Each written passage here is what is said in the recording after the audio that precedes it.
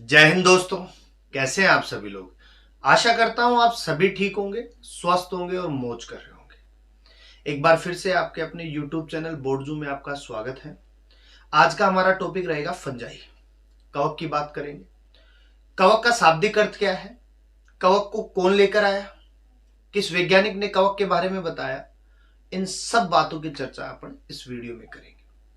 तो सबसे पहले बात करें तो कुछ वैज्ञानिकों का मानना यह था कि कवक जो थे वो शैवालों से उत्पन्न हुए, क्योंकि शैवालों से क्लोरोफिल गायब हो गया तो वो किसका रूप ले लिए, कवक का। लेकिन कुछ वैज्ञानिकों का मानना यह है कि कवक पहले से ही प्रकृति में विद्यमान थे। फिर हम बात करें जगत के अकॉर्डिंग तो पहले चार जगत थे। मोनेरा था, प्रोटिस्टा था, प्लांटी था, एनिमिलिया था।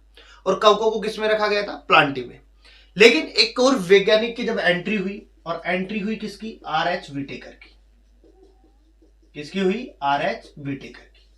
और आर एच विटेकर ने कवक को पांचवें जगत के रूप में शामिल किया। किस जगत के रूप में, पांचवें जगत के रूप में। और क्वेश्चन पूछ लिया जाता है पंच जगत परिकल्पना किस वैज्ञानिक के द्वारा दी गई, तो पंच जगत परिकल्पना आर एच विटेकर के द्वारा दी गई थी। ये क्वेश्चन बहुत बार पूछता है, कंपटीशन में भी पूछता है, थ्योरेटिकल एग्जाम में भी पूछता है। तो पंच जगत परिकल्पना किसके द्वारा दी गई थी, आर एच विटेकर के द्वारा दी गई थी। ये तो बात हो गई कवक की। अब बात करें कवक का शाब्दिक अर्थ क्या है। तो देखो कवक का शाब्दिक अर्थ है मशरूम। क्या है, मशरूम। तो कवक का शाब्दिक अर्थ क्या रहेगा, मशरूम रहेगा। मशरूम की सब्जी भी खाते हैं, मशरूम का अचार भी होता है। और मशरूम जो होते हैं वो अक्सर, अगर हम इसको ना देख करके वैसे देखें, बारिश के मौसम के अंतर्गत एक छतरी नुमा संरचना की, कुछ प्लांट्स नुमा संरचना विकसित हो जाती है। वही क्या है, कवक है अपने पास। वही क्या है, कवक। कवक रंग बिरंगे भी होते हैं, कुछ कलरलेस भी होते हैं, कुछ कलरफुल होते हैं।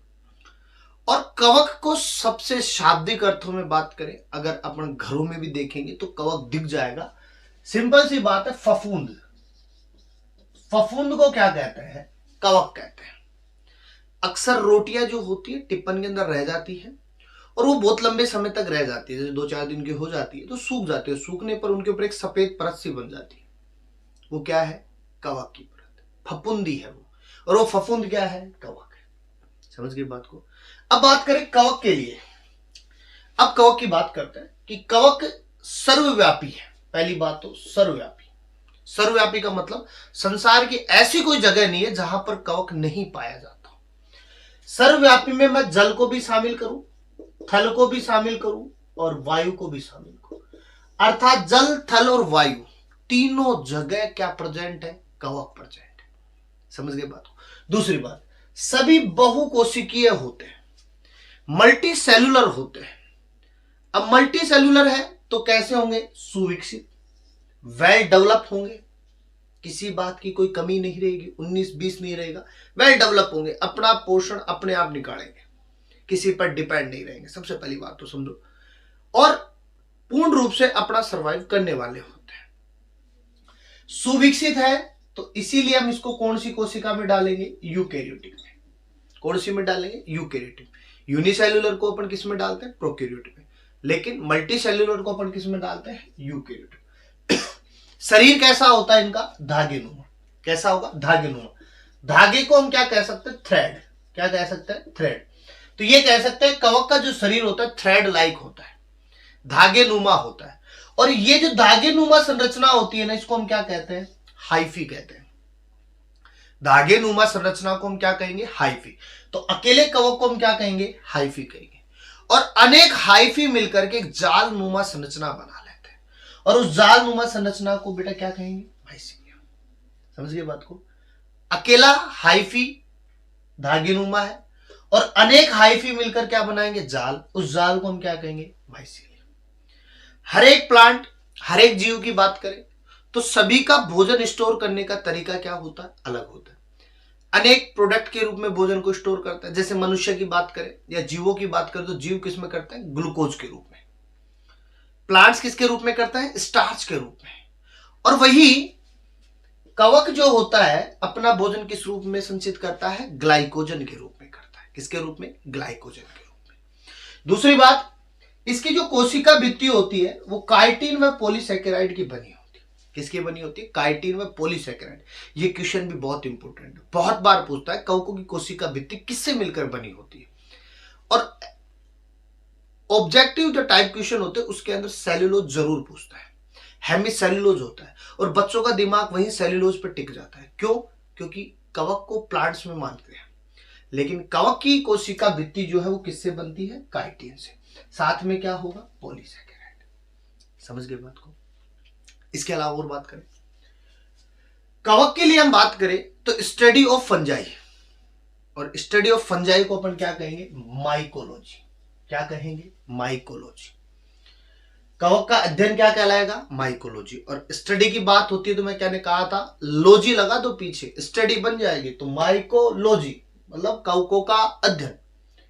फादर ऑफ माइकोलॉजी, माइकोलॉजी के पितामह कौन है? तो हेनरिक एंटन डे बेरी। हेनरिक एंटन डे बेरी, ये क्या है? Father of mycology. Indian father of mycology E J Butler. कौन है? E J Butler. भारत में सबसे पहले कवकों के बारे में बताने वाले कौन थे? ईजे बटलर थे। समझ रहे हो बात को? और अब हम बात करते हैं न्यूट्रिशन की, कि कवकों में पोषण के आधार पर कितने प्रकार के कवक होते हैं? 3 प्रकार के। मृतोपजीवी सैप्रोफाइट, परजीवी पैरासिटिज्म, सहोपकारिता म्यूटिलिज्म। तीनों को ध्यान से समझो। मृतोपजीवी, मृत का मतलब मरा हुआ, जीवी का मतलब जीव, तो हम ये कह सकते हैं सड़े गले पदार्थों पर निर्भर होते हैं, तो वो तो क्या कहलाते हैं? मृतोपजीवी। जो कार्बनिक सड़े गले पदार्थों से अपना पोषण प्राप्त करते हैं वो कौन से होंगे? मृतोपजीवी। इसमें राइजोप्रा, पेनिसिलियम, राइजोप्रा, पेनिसिलियम। परजीवी, परजीवी का होता है एक दूसरे पर निर्भर, एक दूसरे पर निर्भर। समझ गए बात को? यानी किसी दूसरे पर निर्भर होगा, वो कौन सा होगा? परजीवी। Puccinia ओस्टिलियो, Puccinia ओस्टिलियो। सहोपकारिता, और सहोपकारिता का मतलब होता है एक जीव दूसरे जीव के साथ में इस प्रकार अटैच रहता है, जुड़ा हुआ रहता है कि दोनों को क्या होता है? लाभ होता है। दोनों को क्या होता है? लाभ होता है, प्लस प्लस। यहां पर एक उदाहरण के तौर पे हम लवक की बात, लाइकेन की बात कर सकते हैं। किसकी बात करेंगे? लाइकेन की। क्योंकि लाइकेन जो होता है वो 2 से बनता है, कवक से भी बनता है और शैवाल से भी बनता है। ये जो कवक है इस भाग को हम कवकांश कहेंगे, शैवाल वाले भाग को हम क्या कहेंगे? शैवलांश। क्या कहेंगे? शैवलांश। शैवाल पोषण देता है क्योंकि हरित लवक है तो पोषण देगा। कवकांश भाग आधार प्रदान करता है, तब जाकर क्या बनता है? लाइकेन। दोनों को क्या हो रहा है? प्रॉफिट मिल रहा है। कवक को क्या मिल जाएगा? भोजन। शैवाल को क्या मिल जाएगा? आधार। मिलकर क्या बढ़ाएंगे? लाइकेन। समझ गए बात को? तो इस प्रकार से हम इनकी बात कर सकते हैं। अब हम बात करते हैं आर्थिक महत्व की, और आर्थिक महत्व की दोनों प्रक्रियाओं पे बात करेंगे। प्रॉफिट पे भी बात करेंगे और लॉस पे भी बात करेंगे। और जहां प्रॉफिट होगा वहां लॉस होगा, जरूरी है, स्वाभाविक सी बात है। जरूरी नहीं है कि जहां प्रॉफिट होगा वहां प्रॉफिट ही दिखता रहेगा। अगर प्रॉफिट होता रहेगा तो लॉस को आप भूल जाओगे, तो लॉस होना भी जरूरी है। लॉस होगा तो आप आगे नहीं करोगे, उस गलती को दोबारा नहीं दोहराओगे। इसी आधार पे अपन इस प्रॉफिट और लॉस की क्या करेंगे? चर्चा करेंगे। तो प्रॉफिट में क्या होता है और लॉस में क्या होता है? तो प्रॉफिट में समझिएगा, भूमि की उपज में कवक का पहला काम क्या है? भूमि की उपज में, भूमि को उपजाऊ बनाने का काम करता है। दूसरी बात, नाइट्रोजन स्थिरीकरण में, नाइट्रोजन स्थिरीकरण। अब नाइट्रोजन स्थिरीकरण जीवाणु को करेंगे। अब नाइट्रोजन स्थिरीकरण कर रहे हैं तो सीधी सी बात है भूमि की जो उपज बढ़ जाएगी अपने पास में। औषधि के निर्माण में भी काम आते हैं कवक। खाद्य पदार्थों के रूप में भी काम में लेते हैं, जैसा कि मैंने मशरूम की बात की, और मशरूम की सब्जी सभी को अच्छी लगती है। अक्सर जब आप होटल्स में जाते हो तो मशरूम ऑर्डर दे देते हो, और मशरूम जो है खाने में बहुत स्वादिष्ट भी होता है। तो खाद्य पदार्थों के रूप में भी किसको काम में लेते हैं? कवक को। विटामिन निर्माण में भी किसका योगदान है? कवक का। और एंजाइम निर्माण में भी किसका है? कवक का। ये तो थे लाभदायक।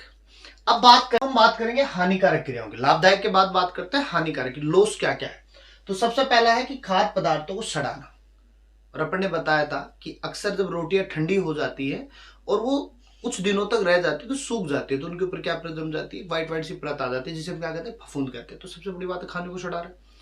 दूसरा, आप एक लंबे समय तक अचार को सेव करके रखते हो। अचार डाला और उसको एक लंबे समय तक सेव करते हो, यानी एक बार जब मौसम आता है उसको डालते हो और उसके बाद में अगले मौसम तक उसको क्या करते हो, सेव करते हो। तो अक्सर उसके अंदर भी एक सफेद सफेद सी परत जम जाती है, वो भी क्या है, अपने पास में फफूंदों की परत होती है। और यहां अगर लुईस पास्चर के प्रयोग की बात करें तो लुईस पास्चर ने कहा था कि अगर ऐसी कुछ समस्या होती है तो उनके अंतर्गत हम टेम्परेचर के अकॉर्डिंग कुछ चीज डालते हैं तो वो सेफ रह जाते हैं। तो अपन क्या डालते हैं, अचार में क्या होता है, तेल। तो घर की महिलाएं क्या करती है, तेल गर्म करती है और उसके अंदर डाल देती है, फिर उसको अपने एक लंबे समय तक सेव कर सकते हैं। सबसे बड़ी बात, ठीक है। दूसरा समझिएगा, कागज व कपड़े को नष्ट करना। अक्सर आप पुराने कागजों को निकालोगे, 15-20 साल पुराने कागजों को और कपड़े को निकालेंगे तो वो छोटे छोटे टुकड़ों में टूटते हुए दिखाई देंगे, ज्यादा फोर्स करने ऐसे करते टूट जाएंगे वो। तो वहां पर क्या पनप गए थे, कवक पनप गए थे, और उन कवकों की वजह से वो क्या हो गए, बहुत ही कमजोर हो गए, आसानी से टूट रहे हैं। तो कवक जो होते हैं किनको नुकसान पहुंचाते हैं, कागज व कपड़े को भी नुकसान पहुंचाते हैं। दूसरा, लकड़ी को नष्ट करना। अगर किसी लकड़ी को आपने एक साइड के अंदर डाल दिया और लंबे समय तक डाल दिया तो उसके अंदर भी कई छोटी छोटी सफेद सफेद से परत जम जाती है, तो वहां पर भी कवक अपना क्या बना लेते हैं, निवास स्थान बना लेते हैं और उसको क्या कर देते हैं, बंजर कर देते हैं। और बेचारी ज्यादा फोर्स नहीं रहता, एकदम स्ट्रेचेबल हो जाती, तोड़ दो फिर आराम से, कोई माथापोड़ी नहीं होगी उसके अंदर। दूसरी बात है रोग निर्माण में, कवक रोग फैलाने का कार्य भी करते हैं। समझिए बात को। इसका एक छोटा सा स्क्रीनशॉट लीजिए और सेव कीजिए मेमोरी में। अगर आपने चैनल को सब्सक्राइब नहीं किया है तो एक बार चैनल को सब्सक्राइब कीजिए, लाइक कीजिए और इसको शेयर भी कर दीजिएगा। समझ गए बात को। इसका एक छोटा सा